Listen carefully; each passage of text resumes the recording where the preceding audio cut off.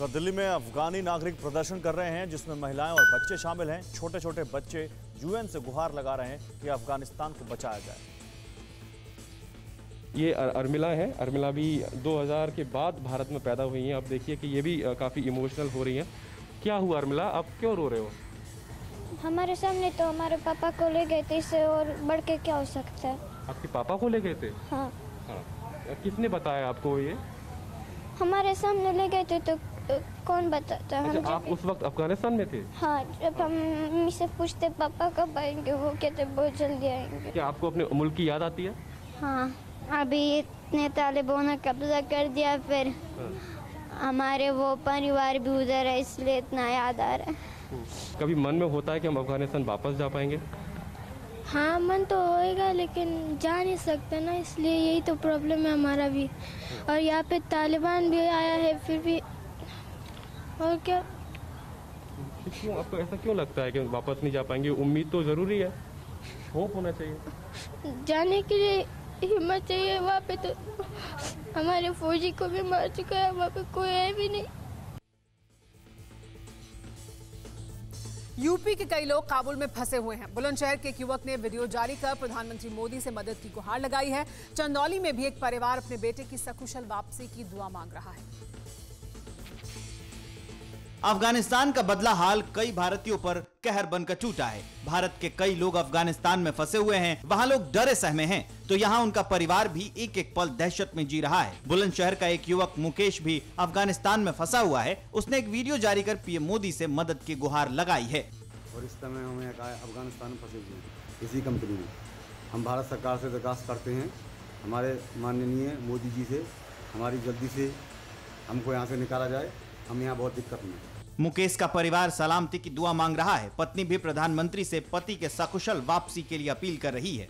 मोदी जी से और जो योगी जी हैं उनके पास तक खबर पहुंचा दो कि हमारे पति जैसे भी हैं, पैसा तो मारा गया तो मारे जान दो, लेकिन जैसे भी हैं, जैसे हमारे बच्चों के साथ आ जाए इंडिया में।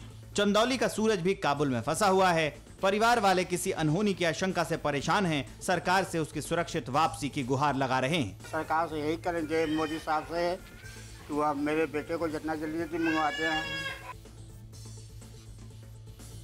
उधर अफगानिस्तान में तालिबान राज होने से अफगानी दहशत में है। कई देशों की बेचैनी बढ़ गई है। वहीं कई आतंकी संगठन बेहद खुश हैं। सीरिया में भी हयात तहरीर अल शाम के आतंकी जमकर जश्न मना रहे हैं। अफगानिस्तान में तालिबान का कब्जा होते ही पूरे देश की फिजा बदल गई है।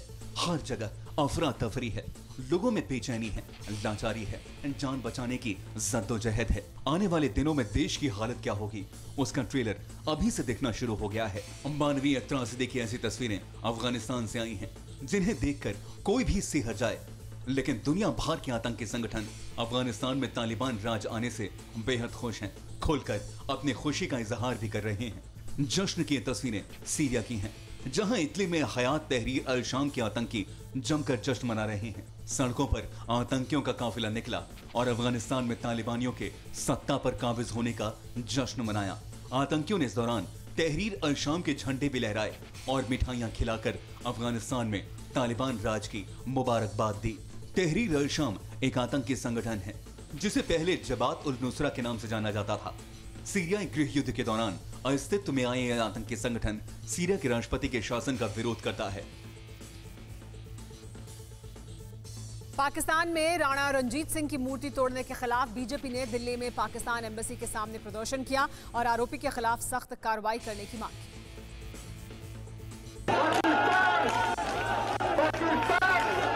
लाहौर में राणा रणजीत सिंह की मूर्ति तोड़ने के खिलाफ बीजेपी ने पाकिस्तान एम्बेसी के बाहर प्रदर्शन किया। बीजेपी कार्यकर्ताओं ने भारत माता की जय और पाकिस्तान मुर्दाबाद के नारे लगाए। लोगों का गुस्सा शांत होने की बजाय तेज हो रहा था। इस प्रदर्शन में दिल्ली बीजेपी अध्यक्ष आदेश गुप्ता भी शामिल थे। आदेश गुप्ता ने महाराजा रणजीत सिंह की मूर्ति को तोड़ने वाले हमलावरों पर सख्त कार्रवाई की मांग की। इंसानियत और मानवता और धर्म के उसूलों के खिलाफ है।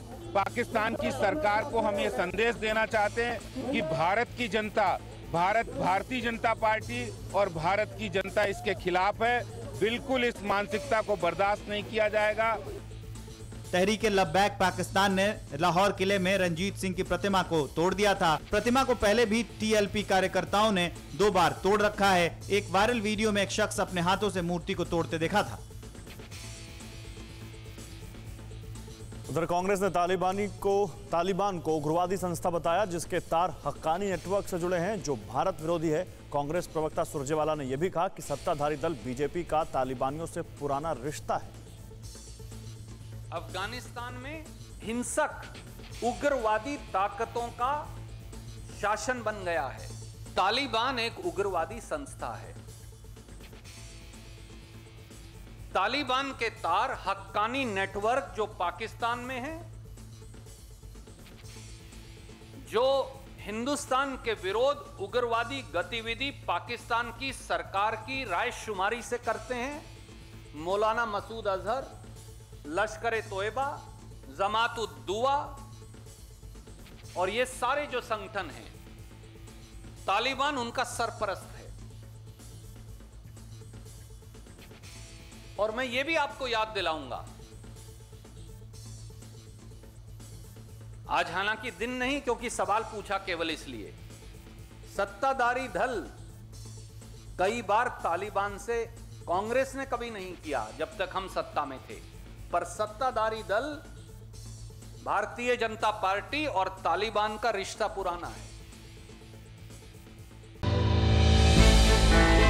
हमने की गलती फिर एक बार, कोरोना ने किया दोबारा प्रहार। मास्क, 2 गज दूरी, करें अपनी सुरक्षा पूरी। कोरोना टीका हम सबको लगाना है, मिलकर साथ समझदारी से कोरोना को हराना है।